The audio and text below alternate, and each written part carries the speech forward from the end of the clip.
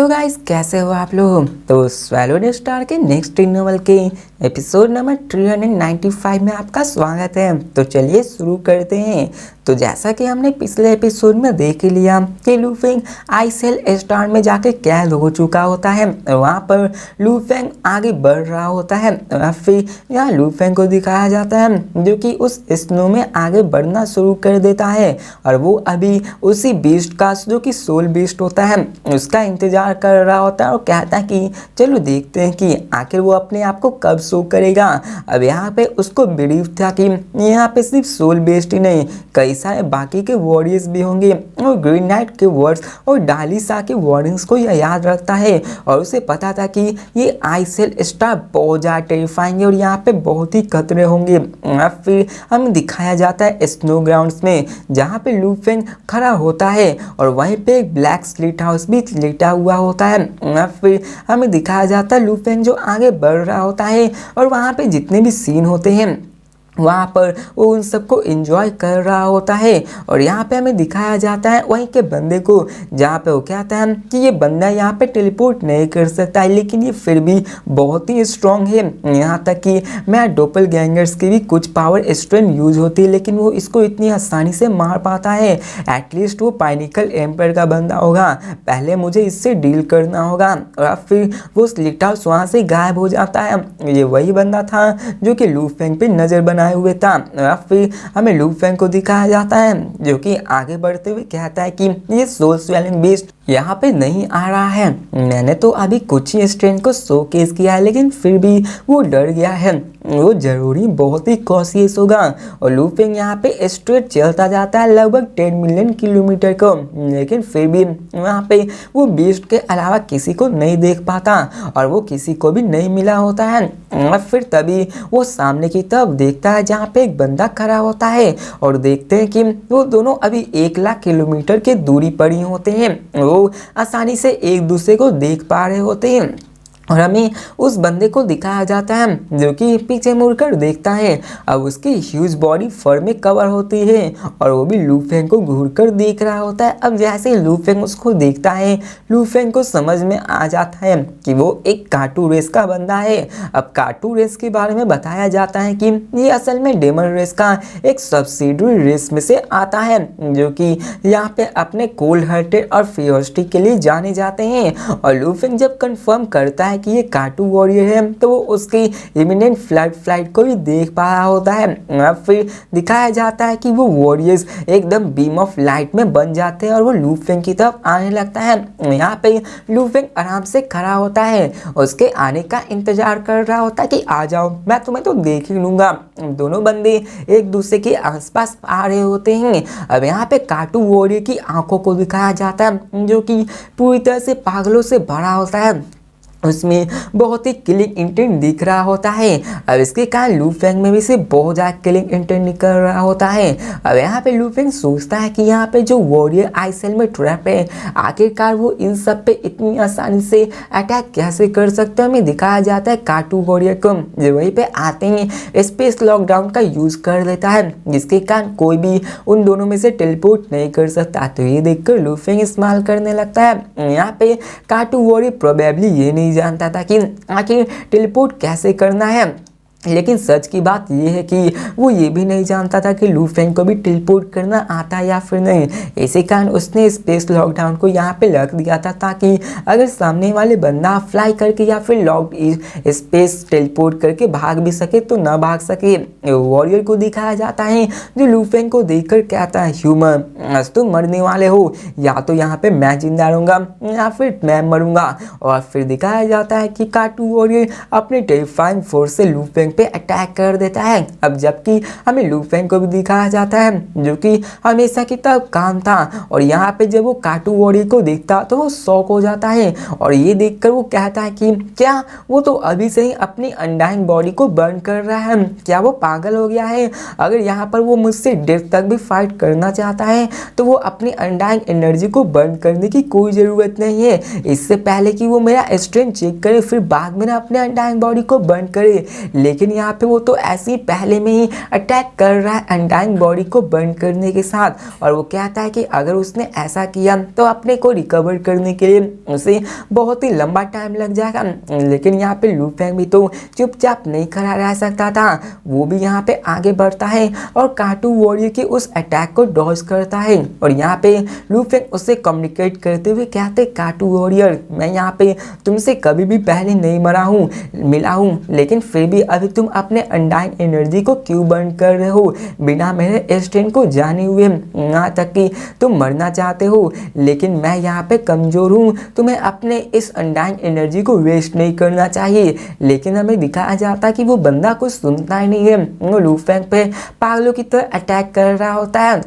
लेकिन लू फेंग बड़ी आसानी से उसको डॉज कर पा रहा होता है। और अब फिर हमें दिखाया जाता है कि वहाँ पे ऐसे कई सारे अटैक होने लगते हैं। लू फेंग अपने सा विंग्स को बार बार यूज़ करके उसके अटैक को डॉज करने लगता है। और हमें बताया जाता है कि काटू वॉरियर एक पाइनिकल एम्पायर लेवल का बंदा होता है, और जैसे ही वो अपनी अनडाइंग एनर्जी को बर्न करेगा तो लू फेंग उसका मुकाबला नहीं कर पाएगा। उसके पास सिर्फ एक ही ऑप्शन रहेगा कि लू फेंग उसके अटैक को सिर्फ डॉज करेगा और उसके अनडाइंग एनर्जी को बर्न होने देगा, जिसके कारण जब उसकी अनडाइंग एनर्जी बर्न हो जाएगी तो खुद कमज़ोर हो जाएगा या फिर कोमा में चला जाएगा।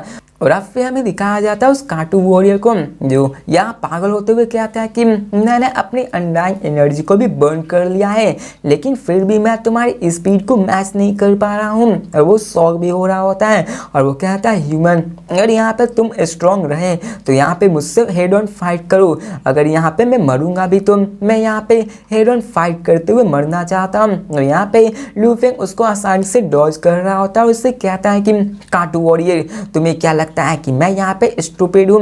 और काटू वॉरियर बहुत ही पावरफुल हो चुका होता है अपनी अनडाइंग एनर्जी को बर्न करने के कारण, और यहाँ पे अभी पॉइंटलेस था और लू फेंग को भी टच नहीं कर पा रहा था। और अगर यहाँ पे उसको पता होता कि इसका नाम ब्लेड रिवर है तो प्रोबेबली ऐसा कोई स्टूपिड थिंग नहीं करता, लेकिन वो अभी इस हाई सेल में बहुत ही काउंटलेस ईयर से लॉकडाउन था तो उसे तो ब्लेड लिवर के बारे में पता ही नहीं होगा। अब फिर दिखाया जाता है कि वहाँ पे एक जोर का हा हा साउंड आने लगता है जो पता नहीं मुझे कौन है, लेकिन यहाँ पे हमें दिखाया जाता है कि इसको देखकर तो काटू वॉरियर भी शॉक हो जाता है, वो ऊपर देखने लगता है और वहाँ पे जो उसकी हंसने की आवाज़ होती है उसकी आवाज़ से रिपल प्रोड्यूस हो रही होती है और उसके शॉकवेव चारों डायरेक्शन में फैल रहे होते हैं और वो मिड एयर में खड़ा हो जाता है, जिसके बाद वो चेज नहीं करता और वो अभी जोर जोर से बहुत ही पागलों की तरह हंस रहा होता है। यहाँ तक कि वो सिंपली खड़ा भी होता है लेकिन वो बहुत ही जोर जोर से हंस रहा होता है, जिसको देखकर तो लू फेंग भी शॉक हो जाता है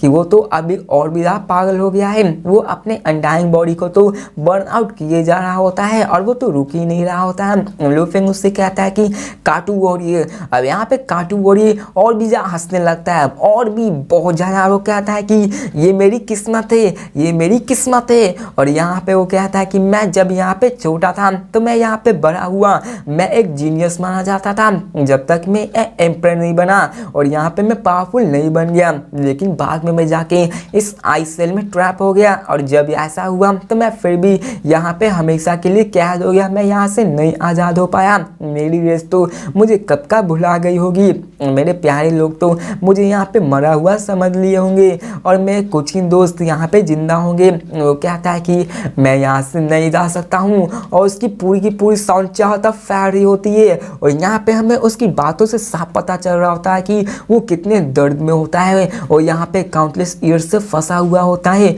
और यहाँ पे वो अकेला ही था। यहाँ पे आप समझ सकते हो कि एक अकेले इंसान पे क्या बीतती है। और यहाँ पे वो कहता है कि मैंने अपना बहुत ही ज़्यादा टाइम वेस्ट कर दिया है और यहाँ पे मैं सबसे बैटल नहीं करता रहा हूँ, यहाँ पे मारने को ही सर्वाइवल कहते हैं, लेकिन यहाँ पे मैंने कभी भी ट्रिलियंस ऑफ ईराज तक यहाँ पे ऐसा नहीं किया। और वो कहता है कि अब मैं और नहीं सह सकता हूँ और वो अपने और भी ज़्यादा पावर को यूज़ करने लगता है और वो अपने ओल्ड ब्लाइंड सोल स्वेलिंग इन सब को यूज़ करने लगता है और कहता है कि अब मैं यहाँ पे लीव लेने वाला हूँ। और वो काटू वॉरियर लू फेंग की तरफ शॉक होते हुए कहते हुए कि ह्यूमन, मैं यहाँ पे एक पागल की तरह बैटल करते हुए मरना चाहता चाहता हूँ, लेकिन मैंने यहाँ पे कभी भी एक्सपेक्ट नहीं किया था कि मुझे ऐसा कभी भी चांस नहीं मिलेगा। तो ये सुनकर लू फेंग उससे पूछता कि क्या क्या तुम गिव अप करना चाहते हो? तो ये देखकर वो कहता है कि हाँ, आखिर मैं कर भी क्या सकता हूँ, ह्यूमन यहाँ पे आइसोलेशन में रहना एक सबसे बड़ा टॉर्चर माना जाता है। और वो कहता है कि एनलेस की यहाँ पे कोई एब्सोल्यूट बीइंग जो कि तुम्हारी इस यूनिवर्स में फेवर ना करते हो और वो पर्सनली आके तुम्हें इस जगह से बाहर ना निकाले, तो तुम यहाँ पे चाह कर भी बाहर नहीं निकल सकते हो। और मेरे रेस तो यहाँ पे बहुत ही लंबे अरसे मुझे पहले भूल गए होंगे। और यहाँ पे वो कहता है कि मैं छोड़ कर जा रहा हूँ। और दिखाया जाता है कि वो रिलीज करता है और उसकी बॉडी से बहुत ही पावरफुल ब्लास्ट निकलता है जो कि बहुत ही बड़े सन जैसे एनर्जी के जैसे निकल रहा होता है। और उसके जितने भी काउंटलेस एनर्जीज होते हैं वो चारों डायरेक्शन में फैल जाते हैं। और वो यहाँ पर अभी लू फेंग के बारे में भी केयर नहीं करता है। वो अभी बहुत ही दुख में जा चुका होता है, वो गम में होता है। और वहाँ पे वो नहीं चाहता था कि ये ह्यूमन सर्वाइव करे या फिर नहीं, वो इसके लिए चिंता नहीं कर रहा होता है। और अभी वो अपने आखिरी वक्त में भी अपने उन सबको याद कर रहा होता है कि कैसे वो पहले अपने फैमिली के साथ रहा करता था, लेकिन इस जहन्नुम में आने के बाद वो इसके बाहर नहीं निकल पाया। फिर हमें सीन चेंज को डीप आइस माउंटेन का सीन दिखाया जाता है जहाँ पे सोल स्वेलिंग बीस्ट अपने पैर को क्रॉस करके बैठा हुआ होता है। और तभी वहाँ पे वो उसी वॉइस को सुनता है जो कि पूरे के पूरे आइसएल में गूंज रहा होता है। और यहाँ पे वो भी थोड़ा सा दुखी होता है और वो कहता है कि मेरे ओल्ड फ्रेंड, क्या तुम अभी गिव अप कर रहे हो? और यहाँ पे हमें पता चलता है कि जो बंदा काटू रेस का होता है, ये सोल बीस्ट, ये दोनों आपस में दोस्त होते हैं। वो कहता है कि अगर तुम यहाँ पे मरना चाहते हो तो आखिर मेरे हाथों में क्यों नहीं मरे? मेरे पास एक चांस था कि मैं भी तुम्हारे साथ चला जाता। यहाँ पे वो भी दुखी होता है। और अब फिर यहाँ पे हमें दिखाया जाता है एक 1000 डीप स्नो केव में जहाँ पे एक और बंदा बैठा हुआ होता है। और वो कहता है कि लगता है अब वो आज़ाद है। और हमें फिर सीन चेंज कर ऐसे ही कई सारे प्लेसेस को भी दिखाया जाता है जहाँ पे एक और मेजेस्टिक प्लेस होता है। और वहाँ पे वो बंदा कहता है कि एक और इडियट ने यहाँ पे गिव अप कर लिया। बहुत अच्छे, यहाँ पे जितने ज़्यादा बंदे कम होंगे उतना ही बेटर होगा और यहाँ पे उसके सर्वाइवल के चांसेस भी बढ़ेंगे। और वो कहता है जाओ इडियट्स, तुम्हें तो और मरना चाहिए। फिर यहाँ पे जितने भी वॉरियर्स होते हैं जो कि इनलेस एजेस से इस आइसएल में मौजूद होते हैं, वो भी इन सब को महसूस कर पा रहे होते हैं। और यहाँ पर कुछ तो हंसते हैं और कुछ तो इनडिफरेंट रिएक्ट करते हैं, क्योंकि वो भी इसका गम जान सकते हैं कि आखिर यहाँ पे क्या होता है इस जहन्नुम में रहने के लिए। अब यहाँ पे कोई भी शौक नहीं होता, क्योंकि वो जानते थे कि यहाँ पे ऐसा होता रहता है। यहाँ पे कई सारे बंदे इन सारी जिंदगी से ऊब चुके थे और वो भी मरना ही पसंद करते हैं। अब यहाँ पे दिखाया जाता है कि वहाँ पे एनर्जी फैर ही होती है। लू फेंग अपने आप को साविंग्स में कवर अप कर लेता है। वहाँ पर वो सिर्फ उसके वेपन्स, वर्ल्ड आर्मर, इन सबको ही देख पा रहा होता है। और काटू रेस का बंदा मारा जाता है। और लू फेंग कहता है कि क्या उसने अपने आप को सुसाइड कर लिया? वो कहता है कि उसने अपने आप को एम्पर लेवल तक पहुंचाया था और उसकी विल पावर भी बहुत ही स्ट्रांग होगी। और यहाँ पे उसे विश्वास नहीं होता कि आखिर एक एम्पर अपने आप को ऐसे ही बेकार में सुसाइड कैसे कर सकता है। आखिर यहाँ पे ऐसा क्या है जो उसका इतना फोर्स कर रहा है खुद को सुसाइड करने के लिए? उसकी विल पावर को भी तोड़ दिया है। और यहाँ पे अभी उस वॉरियर की जो आखिरी लफ्ज होते हैं वो लू फेंग के भी कानों में यहाँ सुनाई दे रहे होते हैं। और वो यहाँ पे समझ गया होता है कि आखिर उसने ऐसा क्यों किया होता है। और लू फेंग सॉफ्टली कहता है कि काटू रेस ये एक वीक रेस है, यहाँ तक कि स्ट्रॉन्ग डेमन वॉरियर भी यहाँ पे उनके रेस को कांटेक्ट नहीं कर पा रहे हो। और वहाँ पे काटू रेस एक सब्सिडरी की तरह देखा जाता है, इसलिए उसको देखने के लिए कोई भी यहाँ पे नहीं आता। और उनके पास तो वर्चुअल यूनिवर्स भी नहीं है, इसके कारण वो अपने आप को वापस कांटेक्ट में नहीं ला सकते हैं। और इसी कारण वो सिर्फ यहीं पे अटके रहेंगे और सिर्फ सफर ही करते रहेंगे। अब यहाँ पे आइसएल में मारना या फिर मरना यही होता है। यहाँ पे लू फेंग सोचता है कि यहाँ पे एंडलेस टाइम बीता है, सॉलिट्यूड, ट्रैप रहना और यहाँ पे न जाने कितने यहाँ पे बैंक से कांटेक्ट न कर पाना। यहाँ पे लाखों की संख्या, अरबों की संख्या, मतलब एंडलेस किलिंग करना और बैटल करना। और लगभग यहाँ पे 10,000 ईयर्स में भी ये क्रम्बल हो जाएगा। लू फेंग सोचता है कि ये बहुत ही मुश्किल की बात जाते हैं। और अब फिर तभी यहाँ पे वो सामने देखता है और कहता है आखिर यहाँ चल क्या रहा है, वहाँ पे है क्या। और जिसके बाद वो आगे निकल जाते हैं। लू फेंग उन्हीं सबको याद कर रहा होता है जो कि अभी यहाँ होता है। और यहाँ पे लू फेंग उन सारी चीज़ों को भी याद करता है जो कि लू फेंग ने लाइफ और डेथ इनहेरिटेंस को भी फेस करते हुए सब चीज़ जाना होता है। वो समझता है काटू के इस सिचुएशन को कि आखिर इस आइस सेल में ट्रिलियंस ऑफ ईयर्स तक रहना कैसा महसूस होता है। और वो कहता है कि क्या वो यहाँ पे वो खुद से यहाँ पे आज़ाद हो सकता है। और वो पूछता है कि क्या क्या मैं कर सकता हूँ। और वो लू फेंग कहता है कि हाँ मैं डेफिनेटली ये कर सकता हूँ। और लू फेंग कहता है कि मुझे कैसे भी करके यहाँ से निकलने का एक रास्ता खोजना ही होगा। अगर यहाँ पे ऐसा नहीं करेगा तो आखिर वो अपने इस रेवेंज को कैसे ले सकता है और वो अपने फैमिली से कैसे मिल सकता है। लू फेंग कहता है कि स्ट्रेंथ वो ग्रीन नाइट बहुत ही स्ट्रॉन्ग था जो कि यहाँ पे इतने सारे पावरफुल वॉरियर्स को इस गेम में लाके यहाँ पे बंद करने की काबिलियत रखता है। अगर यहाँ पे कोई भी नाइट बनने की काबिलियत रखता है और वो एक यहाँ पे नाइट बन गया तो वो सबसे पहले ग्रीन नाइट को ही मारेगा। और अब फिर हमें सीन चेंज के लू फेंग को दिखाया जाता है जो कि आसमान में उड़कर वहाँ पे आगे बढ़ रहा होता है। तभी वहाँ पे दिखाया जाता है वहाँ पे एक टैबलेट बना हुआ होता है जिसपे भी डेमोनिक लैंग्वेज से लिखे हुए होते हैं। और हमें दिखाया जाता है कि वो सामने पढ़ता और कहता है कि इसी कारण तो ये सब हुआ है, ये ग्रीन नाइट ये तो सच में विशेष है जो कि यहाँ पे इन सब के साथ ऐसा कर रहा होता है। और अब फिर हमें उस आइस टैबलेट को दिखाया जाता है जिसपे भी सारे लिविंग चांसेस को लिखे होते हैं इस सारे आइस सेल में। और यहाँ पे बताया जाता है कि जबकि यहाँ पे लास्ट मस्कियर मतलब कत्ले आम हुआ होता है तो यहाँ पे आइस सेल में लगभग 12,000 अनडाइंग्स थे जो कि बारबेरियन रेस के थे जिनमें से कि सबके पास आइडेंटिफिकेशन टैग थी। और यहाँ पर एक बंदा यहाँ से बाहर निकल सकता है जिसके पास 10,000 टैग्स मौजूद होंगे और वही यहाँ से बाहर निकल सकता है। लेकिन 10,000 टैग्स को पाने के लिए सबको मारना पड़ता है। और यहाँ पे हमें एक रूल पता चलता है कि यहाँ पे एक पहला बंदा था जो कि बारबेरियन रेस का था, उसके पास 12,000 टैग्स आ चुके होते हैं और वही बंदा था जो कि यहाँ से निकल सकता है।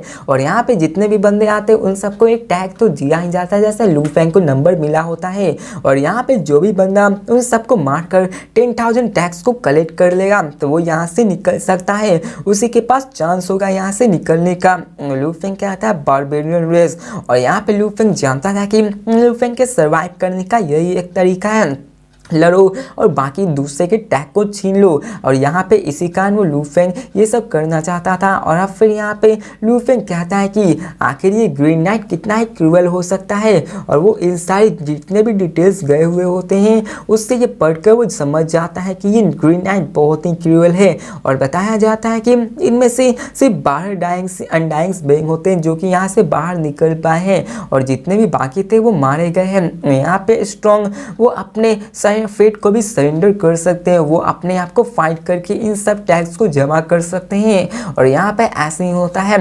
फिर हमें यहाँ पे लू फेंग को दिखाया जाता है जो कि इन्हीं के बारे में सोच रहा होता है। और लू फेंग कहता है कि माउंटेन सिटिंग गेस्ट आखिरकार वो ऐसे नहीं है कि वो मुझे इतना डेंजरस टास्क में भेजेंगे, बल्कि यहाँ पे उनका कोई और ही मकसद होगा, वो इतनी आसानी से तो नहीं करने वाले। और वो सोचता है कि आइसेल क्या वो ये चाहते थे कि मैं आइसेल को एक्सपीरियंस करूँ, क्या वो यही चाहते थे कि मैं यहाँ पे आके स्टोर करूँ। और वो कहते हैं कि क्या वो मुझे इस यूनिवर्स के लॉ के फंडामेंटल रूल से क्लियर करवाना चाहते थे, द लॉ ऑफ जंगल। लू फेंग को थोड़ा तो शक होने लगता है कि यहाँ पर तो सिर्फ मेटल बोर्ड लाने का ही मिशन नहीं होता है बल्कि आइस सेल का सबसे बड़ा मिशन होने वाला था जो कि लू फेंग को पूरा करना था। और अब फिर लू फेंग उसी आइस टैबलेट के सामने खड़ा होता है, वहाँ पे बिल्कुल ही चुप होता है। और तभी दिखाया जाता है कि वहाँ पे 70,000 किलोमीटर दूर लू फेंग से वहाँ पे एक चींची की आवाज़ सुनाई दे रही होती है। वहाँ पे एक ट्रांसपेरेंट वेव वहाँ पे आगे बढ़ रही होती है जो कि लू फेंग की तरफ ही होती है। और अब फिर हमें दिखाया जाता है कि वो सब लू फेंग को देख कर कहते हैं ह्यूमन, ये तो एक इंसान है और यहाँ पे सिर्फ एक ही ह्यूमन है आइस सेल में, इसके पास जरूर ना जरूर कोई एक ऐसा मशीन होगा जिससे कि ये वर्चुअल यूनिवर्स में कनेक्ट कर सकता है और इसके पास एनोनिमस कनेक्टर भी जरूर होगा। और यहाँ पे दिखाया जाता है कि वो बंदा बहुत ही थ्रिल में होता है। अब यहाँ पे वो लू फेंग और सोल स्वेलिंग बीस्ट की फाइट को देख चुका होता है और वो ये देख चुका होता है काटूल क्लैन के बंदे को भी कि वो वहाँ पे मारा जा चुका था और उसे लग रहा होता है कि लू फेंग यहाँ पे ज़्यादा स्ट्रांग नहीं होगा। वो अभी लू फेंग के वर्चुअल यूनिवर्स के सिस्टम को यहाँ पे लेने के लिए आया होता है। वो कहता है कि एनोनिमस अकाउंट यहाँ पे ये वर्चुअल यूनिवर्स इस ह्यूमन के पास होगा। और फिर यहाँ पे हमें ये पता चलता है कि इस जगह पे कोई भी बाहर से कांटेक्ट नहीं कर पाता है क्योंकि यहाँ पे उनके पास कांटेक्ट करने के लिए कोई भी ऐसी चीज़ मौजूद ही नहीं होती है और लू फेंग के पास अभी वो चीज़ मौजूद होने वाली है और इसके लिए बहुत ही आगे फाइट होने वाली है और लू फेंग को बचना भी पड़ेगा इन सब से, जो कि बहुत ही इंटरेस्टिंग होने वाली है। और फिर दिखाया जाता है कि वहाँ पे एक ब्लडी ट्रांसपेरेंट फिगर जो कि 80 मीटर लंबा होता है वो लू फेंग पे अटैक कर देता है और वहाँ पे वो कहता है कि मैं इससे मार के रहूँगा। अब यहाँ पे वो अभी अटैक नहीं कर रहा होता, मतलब कि वो अभी पीछे से लू फेंग की तरफ ही आ रहा होता है। अब लू फेंग उसी आइस टैबलेट के सामने खड़ा होता है लेकिन तभी वो इस 80 मीटर टॉल क्रिएचर वहाँ पे अपने साथ 30 स्टोरी स्काई स्क्रीपर जितना लंबा होता है लू फेंग के सामने आ जाता है और उसके पास एक बहुत ही मोटा ब्लैक चेन होता है जो कि एक किसी कोड़े की तरह होता है। तो वो लू फेंग से उस पर अटैक कर देता है जिसको देखकर लू फेंग यहाँ पे उससे सतर्क हो जाता है, अपनी विंग्स को खोलकर वहां से निकल जाता है, उस अटैक से बच जाता है। तो ये देखकर ट्रांसपेरेंट क्रीचर उससे कहता है ह्यूमन यहाँ से भागना यूजलेस है, तुम कितने फास्ट क्यों ना हो, तुम यहाँ से बच के भाग नहीं जा सकते। वो क्रीचर असल में एक ट्रांसपेरेंट टाइप का होता है।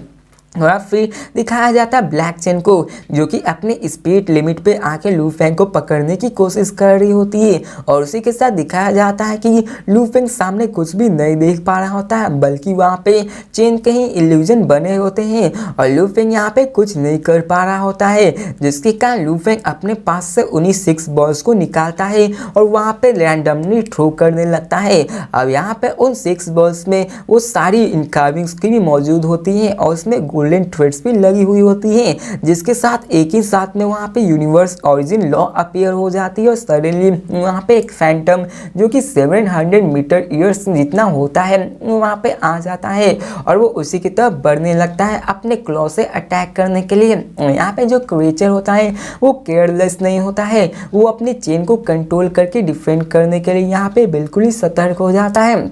और यहाँ पे दिखाया जाता है कि वो क्लॉ सीधे जाके उस ब्लैक चेन में फंस जाती है और वहाँ पे इसके कारण वो चेन में भी बहुत ही दरारें पड़ने लगती है और वो चेन बहुत ही दूर जाके गिरता है। और यहाँ पे दिखाया जाता है कि वो बीस्ट गॉड वहाँ पे उस पर अटैक कर देता है, वहाँ पे जोर का धमाका होता है। अब इसके कारण वहाँ पे ट्रांसलूसेंट क्रिएचर वहाँ से गायब हो जाता है और वहाँ के उस अटैक को डॉज कर लेता है और इसी के साथ वो गायब होकर लू फेंग के पीछे आकर उसको पकड़ने की कोशिश कर रहा होता है। लेकिन तभी लू फेंग वहाँ पे अपने स्पेस लॉक जो कि उसके आर्म स्काई होती है उसको यूज़ करता है, जिसके बाद वहाँ पे जितनी भी फ्लक्चुएशन होती है स्टॉप स्पेस में उस रुक जाती है और लू फेंग उसको देख पा रहा होता है कि वो कहाँ है। और इसी के साथ लू फेंग अपनी मून पॉलिसी को यूज़ करता है, अपने ब्लेड्स को कटिंग की जैसे यूज़ कर रहा होता है। वो उस पर अटैक कर देता है, वो कहता मरो। अब यहाँ दिखाया जाता है कि वो लिविंग बीइंग वहाँ से भागने की कोशिश कर रहा होता है अंडरग्राउंड में जाकर, लेकिन लू फेंग उसको इतनी आसानी से जाने देने वाला नहीं था और वो एक बीस्ट एम्पर लेवल मॉन्स्टर की जितना था जो कि वो सामने होता है। अब यहाँ से दिखाया जाता है कि बीस्ट देख पाता है कि वो लू फेंग उसका पीछा नहीं छोड़ा, जिसके कारण वो अपने ब्लैक चेन से फिर से अटैक करके उसको पकड़ने की कोशिश करता है, लेकिन यहाँ पे वो उसको नहीं पकड़ पा रहा होता है और लू फेंग अपने 6 बॉल जिसमें कि फेमो पॉइजन को डाला होता है उसमें उससे अटैक कर देता है, जिसके कारण क्रिएचर जोर से चिल्लाने लगता है, वो उसको सह नहीं पा रहा होता है और यहाँ पर वो क्रिएचर उसको रेसिस्ट करने की कोशिश कर रहा होता है। अब इसके बाद वहाँ पे वो सारे 6 बॉल वापस लू फेंग के हाथ में आ जाते हैं, वो गायब हो जाते हैं। अब वो क्रिएचर लू फेंग की तरफ घूर कर देखने आता है और कहने लगता है कि ह्यूमन। अब यहाँ पे वो जानता था कि उसकी आधी बॉडी डिस्ट्रॉय हो चुकी चुकी होती है। और यहाँ पे लू फेंग भी कहता है कि तुम्हें ये पता होना चाहिए कि तुम्हारी आधी बॉडी डिस्ट्रॉय हो चुकी है, लेकिन फिर भी तुम इतना रेसिस्ट कर रहे हो। अब लू फेंग ने जिस अटैक को यूज किया होता है वो लू फेंग ने उसके आधी बॉडी को डिस्ट्रॉय कर दिया होता है। लू फेंग उस ट्रांसपेरेंट क्रिएचर की तरफ देख कर कहता है कि तुमने सिर्फ अपनी 1/10 के स्ट्रेंथ को यूज कर लिया है, लेकिन फिर भी तुम मेरे यहाँ पे मैच नहीं कर सकते हो। तो हमें उस क्रिएचर को दिखाया जाता है जो कि लू फेंग की तरफ घूर कर कहता है कि ह्यूमन, चाहे तुम जो मर्जी वो कह लो, मैं ये एडमिट करता हूँ कि मैं यहाँ पे तुम्हारे इक्वल नहीं हूँ और तुम मेरे से भी फास्ट हो, लेकिन फिर भी यहाँ पे मेरा कोई भी चांस नहीं तुमसे भागने के लिए।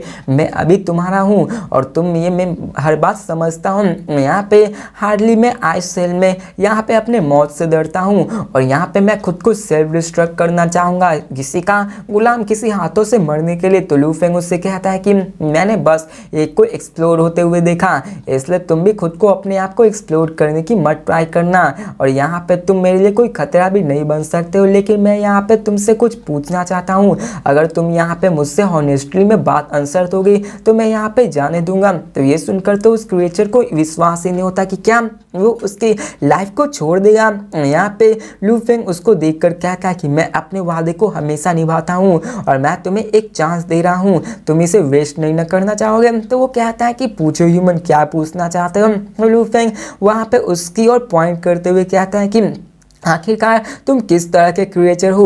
मैं यहाँ पे हर एक यूनिवर्स में क्रिएचर से जानता हूँ, मैं उसके बारे में जानता हूँ, लेकिन आखिर तुम कौन से टाइप के क्रिएचर हो, क्या तुम कोई स्पेशल लाइफ के हो। यहाँ पे वो इसी के बारे में पूछ रहा होता है। तो वो जवाब देते हुए कहता है कि मैं कैंजिन क्लैन से मौजूद हूँ, ये एक बोटैनिक क्रिएचर है और जब मैं एक मिसाब से मिला था और उसके साथ कई सारे सीक्रेट रीजन में एडवेंचर करने के लिए निकला था, तो मेरे साथ म्यूटेशन हुआ और मैं इस तरह बदल गया। तो ये सुनकर तो लू फेंग भी उसकी तरफ देखने लगता है और कहता है कि क्या म्यूटेशन। अब एक्चुअली देखा जाए तो ब्लैक वॉरियर्स जो कि ब्लड रिवर क्रिस्टल को यूज़ करते हैं वो भी अपने बॉडी में जीन्स में चेंज आउट करते हैं और वो भी अपने 9 डॉम जैसे कि एग्जाम्पल में वो भी अपने को जीन्स को चेंज कर सकते हैं और वो भी अपने आप को बदल सकते हैं। लू फेंग आगे कहता है कि फिर ठीक है, मैं फिर से तुमसे आगे पूछता हूँ और कहता है कि आखिर तुम यहाँ पे क्यों आए और मुझे यहाँ पे बिना जाने मुझे मारना क्यों चाहते थे, आखिर तुम इसमें क्या करना चाहते थे। तो यहाँ पे वो बंदा कहता है कि ह्यूमन।